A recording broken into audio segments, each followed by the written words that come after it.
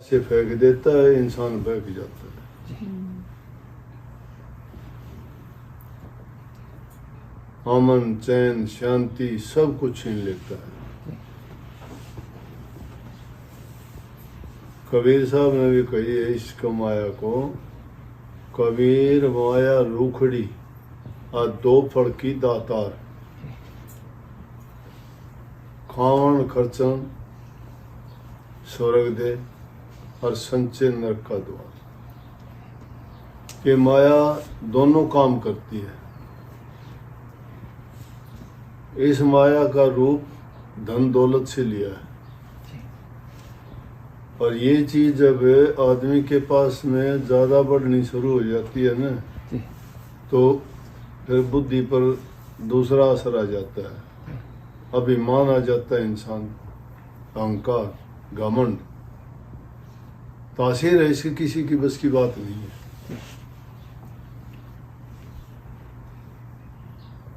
तो उसमें बड़ा फर्क है। दो प्रकार के फायदे हैं इसके, कोई भी कर। अगर उसमें को खर्चता है, खाता है, दान करता है, पुण्य करता है, तो कहते हैं स्वर्ग मिलता है, और उसका संचय करने लग जाए तो नरक मिलता है। फिर आगे बता दी, खावन खर्चन बड़ा अंतरा और मन में देख विचार, एक खिलावे सात को एक मिलावे चार, कि खाने और खर्चन में भी बहुत अंतर है।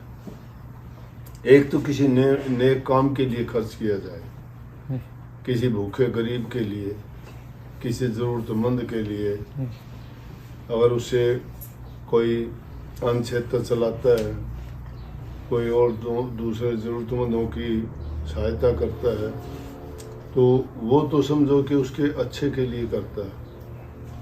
और जो दूसरी तरफ से अगर लग जाता है तो शराब में, झगड़े में, मुकदमे में, इन चीज़ों में लगा देती है। आगे कही है कि इस माया को तो कौन जीतेगा, जो सतगुरु के चरण में लग जाएगा वो जीत जाएगा। क्यों? सतगुरु इस बारे में समझा देते हैं कि भाई ये चीज़ जीव को लूटने वाली है। उसके लिए कही कि माया तो ठगनी भई और ठगत फिरे सब देश, जिस ठग ने ठगनी ठगिर उस ठग को आदेश। कि माया ठगनी है, इंसान को ठगती है। ठगने का मतलब पहले तो अपना बना लेती है, खूब प्यार दिखाती है। यह चीज़ अगर आओगी तो आदमी हर चीज़ उसके लिए सुलभ हो जाएगी, कुछ भी करो।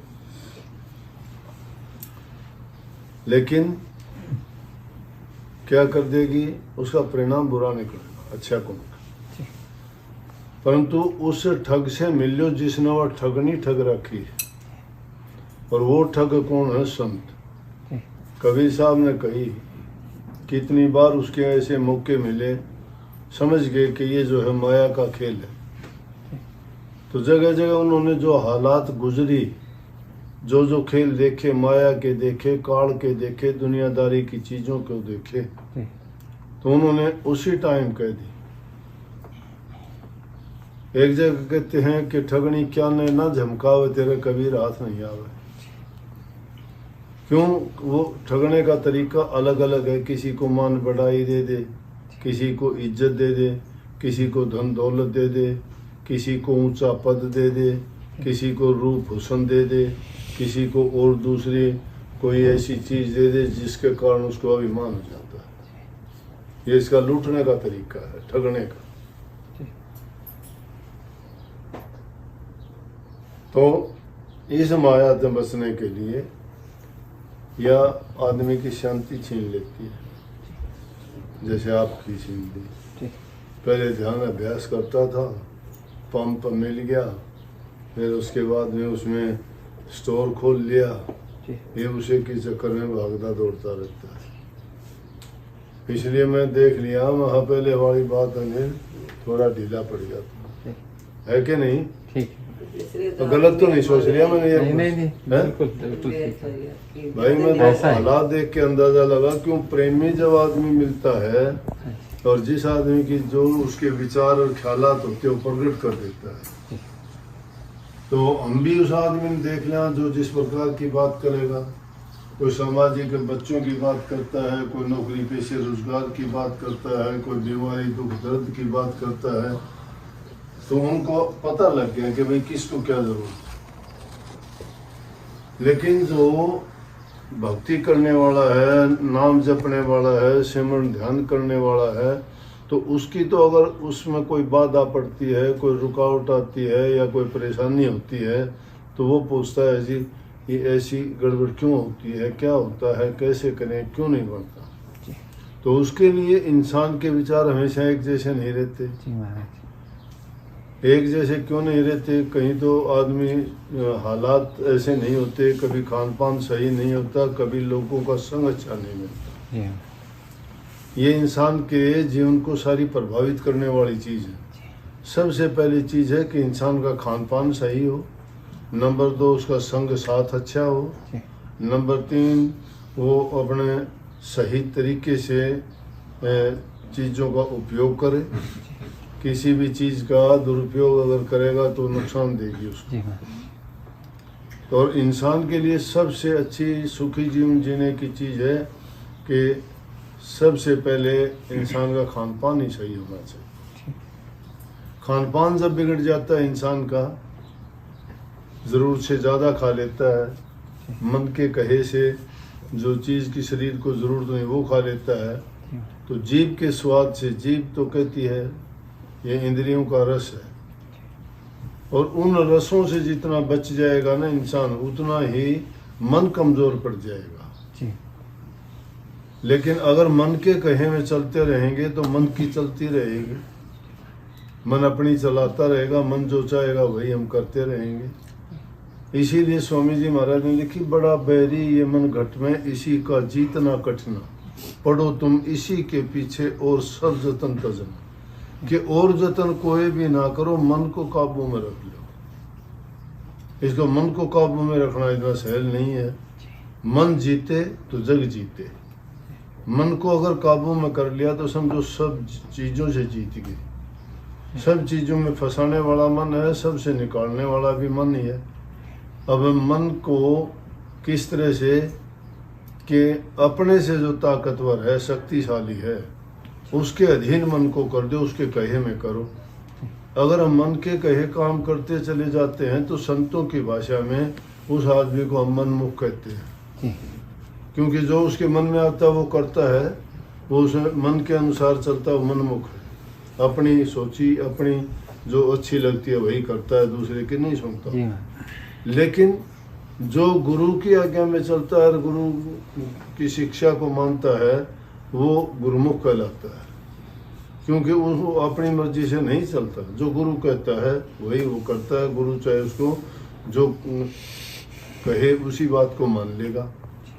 तो उसने अपना समर्पण कर रखा है गुरु को, और जब तक गुरु को समर्पित नहीं होते हो तब तक अपने मन की चलाते हो, मन के कहे में चलते हो, वही काम करते हो।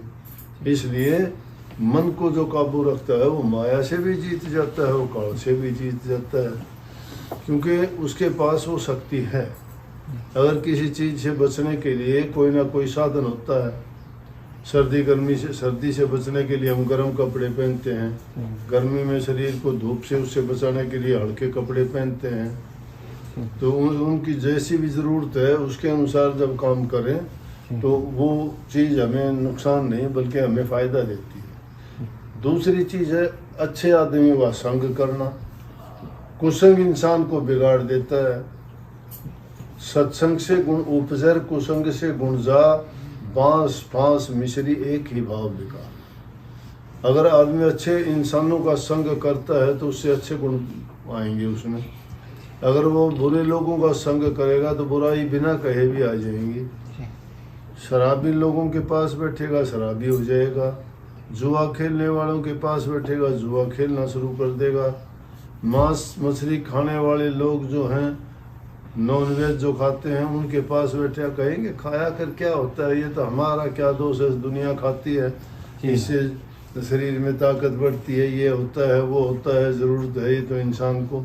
सौ बहाने बनाएंगे लोग जीभ के स्वाद के लिए। और जो आदमी ना खाने वाला होगा, सुनते सुनते सुनते एक दिन जरूर वो नहीं खाएगा, तो चाहे गलती से खाया जाए, फिर उसको कोई न कोई किसी न किसी तरीके से कह देंगे, या फिर लोग उसको ये कहना शुरू कर देंगे, तू शराब नहीं पीता, तू मीट नहीं खाता, तू तो अनसिविलाइज्ड आदमी है, क्या है तुम, पिछड़े देश से आया है, इंडिया से आया है। हमारी सभ्यता है, हमारे विचार, हमारी सच्चाई और हमारा धर्म और हमारा खान पान। ना तो ये हम बुरी चीज़ों का सेवन करते हैं, किसी राक्षस लोग शराब पिया करते थे, राक्षस जो घटिया लोग होते थे वो मांस खाया करते थे, और दुष्ट लोग जो है और गंदे मंदे कर्म करते थे। अच्छे जो इंसान, सभ्य जो समाज के लोग हैं, वो इन चीज़ों में नहीं पड़ते, और जो इन चीज़ों से बच जाता है, तंदुरुस्ती उनकी अच्छी होती है, समाज में उनको इज्जत मिलती है, रोग बीमारी से बचे रहते हैं, और उनके घरों में शांति रहती है। शराब पी के एक आदमी आता है घर में, वो सबसे झगड़ा कर लेगा, उल्टा सीधा बात करेगा, धन की बर्बादी करी, घर में से अशांति फैला दी, पैसे नहीं होते पीने के लिए तो किसी से लेगा, अगर शराबी समझ के कोई नहीं देगा, वो झूठ बोल के लेगा, झूठ बोलना उसमें आ गया, पाप करना उसमें आ गया, झगड़ा करना उसमें आ गया, धन बर्बादी उसमें आ गई, परिवार में अशांति आ गई। एक चीज के करने से कितनी उसने बर्बादी के रास्ते अपना लिए। इसलिए इंसान को अपना खान पान को बड़ा सोच समझ के और अच्छा रखना चाहिए। जो आदमी अपने खान पान को अच्छा नहीं रखता है वो बर्बाद हो जाता है। खान पान पहला, दूसरा बुरी चीज़ों से बुरी संगति से बचना, तीसरी चीज़ है बुरे कामों से बचना। बुरे कामों का हमें पता है, चोरी करना जुल्म और पाप है, छल बेईमानी करना पाप है, जबान से किसी को बुरा बोलना बड़ा दुखी करता है इंसान को। खोटा मंदा अगर किसी को बोलते हैं तो हमें भी, वो दूसरे को भी जलाता है, हमें भी जलाता है, हमारी जबान को भी गंदा करता है। तो कभी भी ऐसी आदत ना डालो कि जबान से किसी को बुरा बोलो। किसी को बुरा बोल के ना केवल हम उसको दुख देते हैं, बल्कि हम खुद को भी एक बुरा करने की आदत डाल लेते हैं, और वो करते करते इंसान की फिर आदत बन जाती है और उससे छूटना बड़ा मुश्किल होता है। तो किसी को बुरा ना बोलें, और जितना हो सके दूसरे लोगों के साथ प्रेम का और दया का बर्ताव करें। जो इंसान जिसके दिल में दया नहीं है वो तो इंसान कसाई जैसा है, धर्म के रास्ते में नहीं चल सकता। जिसके हृदय में प्रेम है, बल्कि तुलसी साहब ने कहा तुलसी इस संसार में 3 रतन है सार, मीठा बोलन, नीवा चलन और करना परोपकार। कि 3 ही चीज इस संसार में रतन जैसे हैं, और उनका सार ये है कि मीठा बोलो, जबान से मीठा बोलो। मीठा बोलोगे ना तो तुम्हारा जो दुश्मन होगा वो भी तुम्हारा मित्र बन जाए। जबान में रस होना चाहिए, जबान में जिसके रस नहीं है बहुत बुरा होगा। पुराने जमाने की बात है जबान के रस की। एक आदमी कोई यात्रा पर निकला, जब जा रहा था तो उसकी घरवाली कहने लगी रास्ते में कहीं भूख लगेगी, कोई खाने को मिले ना मिले, ये थोड़े चावल थोड़ी दाल दे देती हूँ, कहीं मौका लगे तो किसी से बनवा के खा लेना। क्यों, अगर कोई नहीं मिलेगी तो जमाना ऐसा ही था, लोग किसी को रख नहीं सकते थे, गरीबी थी। ये पुराने जमाने की सच्ची बातें हैं, ऐसे हालात थे। तो वो आदमी वो अपने एक कपड़ा था उसके पल्ले बांध ली और अपने सफ़र पे निकल गया। चलते चलते उसको 1 दिन लग गया, 2 दिन लग गया, तो उसको भूख लगी। देखा इधर उधर क्या करूं। एक गांव आया तो उसमें एक घर में जाके एक औरत से कहने लगा कि माता जी ये थोड़े मेरे चावल और दाल है, खिचड़ी बना दोगे आप? कहने लगी बेटा बेट से बना दे। तो पुराना जमाना गरीबी जहाँ होती है वहाँ प्यार होता है, इज्जत सम्मान होता है। ये इंसान की बुद्धि भ्रष्ट तो जब होती है जब इंसान के पास 2 पैसे हो जाते हैं, अभिमान हो जाता है उसको।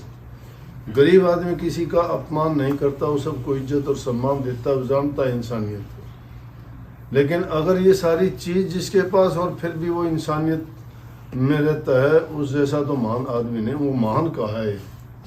जितने भी लोग थे, राजा महाराजा भी होते हुए जिन्होंने दान किए, पुण्य किए, गरीबों की सेवा की, अनाथों की सेवा की, तो वो लोग राजा महान, राजा अशोक जैसे एक युद्ध जरूर कर लिया लेकिन उसके बाद महान हो गए। वो पब्लिक समाज की सेवा करी, गरीबों की सेवा की, दुखियों की उसने सहायता की। तो उसके बाद में आज भी अशोक के निशान हमारे झंडे में, मुख्य चीज़ों पर उनके शेर का निशान, वो हर जगह जगह देखोगे तो उनकी यादगार में कितनी चीज़ें हैं, वो मानवता के प्रतीक है। तो आदमी जो अच्छे काम करता है वो इस प्रकार से महान कहलाता है, उसके अच्छे कामों के कारण। उसने क्या किया, जाके बोले माता जी थोड़े चावल है, दाल है, थोड़ी खिचड़ी बना दो। कि हाँ बेटा बना दो, बैठ जा। वो बैठ गया, उसने खिचड़ी बनानी शुरू कर दी, पानी डाल दिया, दाल चावल डाल दिए एक बर्तन में, नीचे आग जला दी। जब वो बन रही थी तो और कोई तो उसको बोलने की बात नहीं मिली। उसने देखा छोटा सा घर है, घर का दरवाज़ा बहुत नीचा और बहुत सकरा सा है, और घर में देखी भैंस बड़ी भारी है, भैंस बहुत भारी। तो उसको बैठे बैठे ख्याल आया कि अगर ये भैंस इनकी मर जाए तो इसके घर में से कैसे निकालेंगे, या तो दरवाज़ा या दीवार तोड़नी पड़ेगी, इनको मुश्किल हो। रुका नहीं गया, क्योंकि अच्छा इंसान के दिल में हमेशा अच्छे विचार आते हैं, लेकिन बुरा विचार, बुरा ख्याल, बुरा बोलना तो आदमी को हमेशा कहीं भी जाओ दुख देगा। अगर जहाँ कहीं भी जाके नम्रता, दीनता और मीठे बोलते हो तो तुम्हारा काम ना होता हो तो भी अगला काम कर देगा। अगर अकड़ दिखाओगे, अगर अपने आप को बड़ा दिखाओगे तो खाली आओगे। कोई भी अगर है, तुम हाथ जोड़ के दीनता से कहते जो मुझे तो ये नहीं पता ये है, तो अगला भी सोच लेगा भाई इसको नहीं पता सच्चाई से, तो उसको उसमें नुकसान नहीं होगा। उसने क्या किया, कहने लगा और तो बात नहीं मिली, और किससे बात किया। बोला माता जी। बोली हाँ बेटा। बोला थाली अगर ये भैंस मर जाए तो कहाँ से निकालोगे, बालना तो आपका इतना सकरा सा है। उसको गुस्सा है कि मैं तो इसको खिचड़ी बना के दे रही हूँ और ये हमारे बारे में ये सोचता है इसकी भैंस मर जाए। बोले खड़ा हो जा, ये ले अपने चावल दाल और भाग यहाँ से। अब किस में ले, बोला डलवा इसको। किस में डलवाया, उसने अपनी चादर थी वो यूं कर दी। उस चादर में जब वो डाल दिया पानी, दाल और चावल, अभी वो रंधे पके थे नहीं, तो उसको लेके और वो रास्ते में जा रहा गली में से। कहाँ जाए, तो उसमें जो पानी निकल के नीचे गिरता हुआ जा रहा। आगे से एक आदमी आ गया, बोला भाई, बोला तेरे इसमें से ये कुछ निकल रहा है, तेरा गिर गया, ये टपक रहा है तेरा, ये सारा बिखर जाएगा। उसने सोचा इसकी कोई चीज है। बोला ये तो मेरी जबान का रस है भाई, ये मेरी जबान का रस है, जो मैं बोल रहा था उसका परिणाम है। अगर मैं अच्छा बोलता तो ये काम नहीं होता। इसलिए उन्होंने कहा कि मीठा बोलो, मीठे बोलो और नीवा चलो। नीवा कहते नीचा होके, झुक के, गरीब बन के, दास बन के, छोटा बन के, समझ गए ना। जो छोटा बन के रहता है इंसान, उसको कभी दुख नहीं होता। जो ऊंचा बढ़ता है उस जगह जगह उसके लिए रुकावट है। छोटी सी कीड़ी होती है, महल में भी घूम के आ जाएगी, कोई उसको रोकने वाला ही नहीं। हाथी दरवाजे पे खड़े सिर हिलाए जाओ, अंदर बढ़ ही नहीं सकता, बड़ा है, चींटी थोड़ी है। तो और तीसरा है कि करना परोपकार। अगर कुछ नेक काम करना चाहते हो तो दूसरे का हित और भलाई करो। दूसरे का हित और भलाई बाहर करने की बजाय सबसे पहले हमारे घरों में माँ बाप है, सास ससुर है, उनकी सेवा करो। फिर तुम्हें बार भी ऐसे मिल सकते हैं ज़रूरतमंद, कोई दुखी है, कोई बीमार है, कोई अपना काम नहीं कर सकता, कोई अंधा लूला लंगड़ा है, किसी को सड़क पार करवा दी, किसी बीमार है उसका सहारा नहीं, किसी को पट्टी बंधवा दी, किसी को दवाई दिलवा दी, कोई ज़रूरतमंद है तो उसको छोटा मोटा किसी को खाना खिला दिया, या किसी को वस्त्र की ज़रूरत है तुम देने लायक हो तो उसको दिया, तो वो कितने खुश होंगे। तो पर उपकार अर्थात दूसरे की भलाई करना, इन 3 चीज़ों की जो आदत डाल लेता है तो समझो कि वो अपने जीवन में सुख ही सुख बो लेता है, उसको कभी दुख नहीं हो सकता, क्योंकि वो दुख के रास्ते ही नहीं चला। दुख का परिणाम तो जब होता है इंसान दुख वाले काम करता है, ये सारे के सारे काम ऐसे। और जो इस प्रकार का अपना मन विचार और ख्यालात बना लेता है तो उसका जीवन अपने आप शुद्ध और पवित्र होता चला जाता है। और शुद्ध पवित्र मन जो होता है वो चाहे किसी भी नाम का जाप करो या सुमन करो, किसी गुरु से दीक्षा लो, या जो भी वो काम करेगा वो मालिक को, परमात्मा को अपने ख्याल में बिठा के और हमेशा उसको याद रखते हुए वो काम करेगा, तो उसकी भक्ति बढ़ती रहेगी, जो हमारा मुख्य काम है।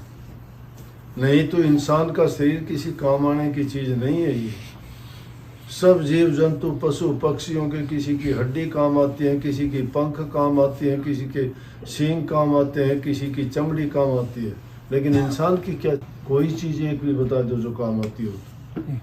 कोई काम नहीं आती। जो आदमी अभिमान करता हुआ आता है। तो इसमें आगे ये साल के बात बताई है सारी। गर्व गुमान ना करो किसी चीज़ का, छोटे होके चलोगे, नीचे होके चलोगे, कमज़ोर होके चलोगे तो तुम पर दया होगी। यहाँ रहते हुए तो जिस काम के लिए जाओगे वो लोग भी दया करेंगे, और नहीं तो परमात्मा के दरबार में तो उन्हीं लोगों की कदर होती है जो इस प्रकार से दीनहीन गरीब बन के और शुद्ध और पवित्र हृदय से जब उनके दरबार में हाजिर होता है उसके सारे काम सफल होते हैं। सबको